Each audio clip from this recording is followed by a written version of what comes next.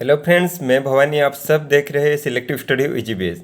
आज इस वीडियो में हम डिस्कशन करेंगे कि बीएड का एडमिशन के बाद एक्चुअली सिचुएशन कैसा रहता है।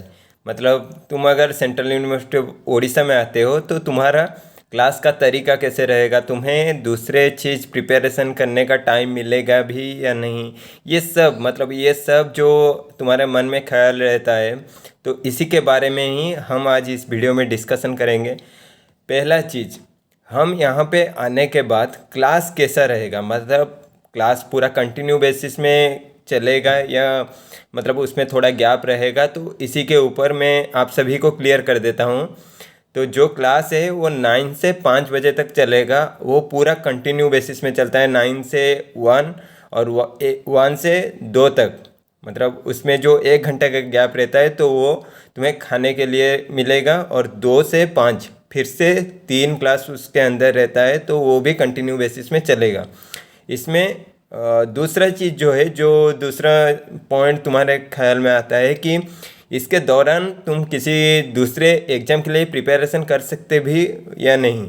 तो इसमें मैं तुम्हें सच घटना बता दे रहा हूँ। इसमें तुम अगर सोच रहे हो कि दूसरे किसी कंपटीशन के लिए प्रिपरेशन करोगे तो भूल जाओ वो चीज़, क्योंकि ये नहीं होने वाला है। क्योंकि इतना तुम्हें ये जो 9 से 5 शेड्यूल रहेगा उसमें तुम इतना पढ़ के थक गए होगे तुम, और दूसरे एग्ज़ाम के लिए प्रिपरेशन करने का टाइम नहीं पाओगे। क्योंकि उसके अलावा तुम्हें 9 से 5 जो पढ़ाया गया है उस चीज़ को पढ़ना है, और उसके अलावा तुम्हारा अगर आर्ट क्राफ्ट का भी कुछ टास्क मिला है या फिर असाइनमेंट का टास्क मिला है तो ये सब चीज़ भी तुम्हें कंप्लीट करना पड़ेगा।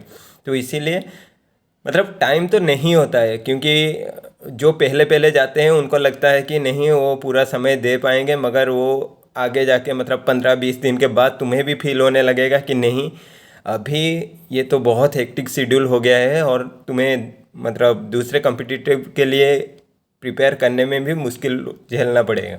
तो ये चीज़ है, क्योंकि अगर दूसरे यूनिवर्सिटी में तुम सुन रहे होंगे कि वहाँ पे 9 से 2 तक क्लास होता है, उसके बाद नहीं होता है, होता होगा, मगर उड़ीसा में तो ये फ़िलहाल नहीं होता है।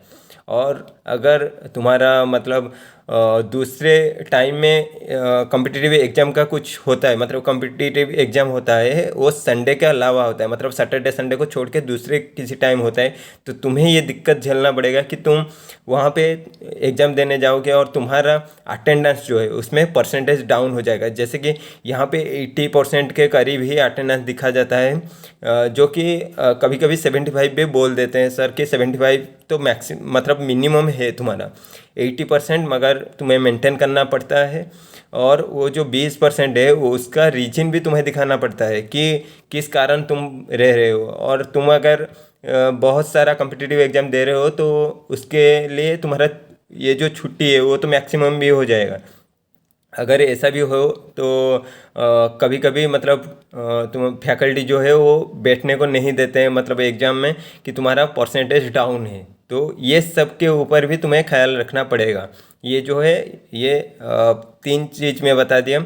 चौथा चीज़ जो है मेस का खाना, तो मेस का खाना यहाँ पे उतना सही नहीं रहता है, तुम्हें ये चीज़ तो मैनेज करना पड़ेगा। जैसे कि अगर हॉस्टल का फैसिलिटी देखोगे तो वो क्लीन है, वो अच्छा है, दूसरे सेंट्रल यूनिवर्सिटी के मुकाबले यहाँ पे बहुत अच्छा तुम्हें ग्रीनरी देखने को मिलेगा, सीनरी भी देखने को मिलेगा। मगर मेस में तुम्हें तो एडजस्ट करना पड़ेगा, क्योंकि यहाँ का मेस बहुत ही ख़राब है। वो थोड़ा थोड़ा इम्प्रूवमेंट चल रहा है अभी, नया भी कोई टेंडर आने वाला है, तो उसमें क्या होगा वो तो दिखा जाएगा, मगर इसमें तो तुम मैनेज करोगे ये सोच के ही घर से आना।